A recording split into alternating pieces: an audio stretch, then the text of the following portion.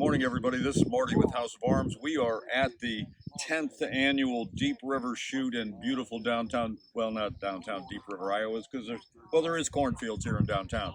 Anyway, we had our 1,000-yard challenge last night. 11 shooters, 38 out of 40 hit the steel target at 1,000 yards. All kinds of varying degrees of people's ability to shoot and stuff. It was a blast. Dennis Van D won the challenge. He hit the orange dot at 1,000 yards, so he got the House of Arms gift certificate. Anyway, let me talk to you about this gun a little bit. Thompson Center Encore, new production action, Eric's enhanced trigger job, black Cerakote. Okay, so it's in a color scheme here.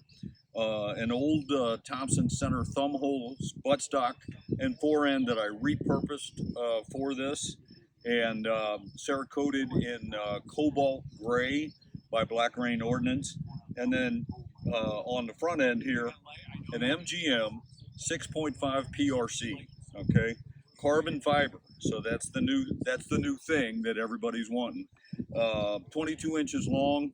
Our velocity was 2875 with factory Hornady Precision Hunter ammo, and it tops off with a Hawk model 16360 endurance model scope that I had a custom dial made for.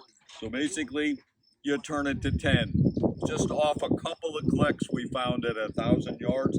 Got an AAC suppressor on the front of it. It was fun to shoot and super accurate. That's the most impressive thing about what we've done here with this, is to prove that you can be accurate at that distance with 1,000 yards. So this is my range day report. You'll see it on YouTube and Facebook, and we'll have another one today with the 22 Creedmoor Doghouse. Have a great day.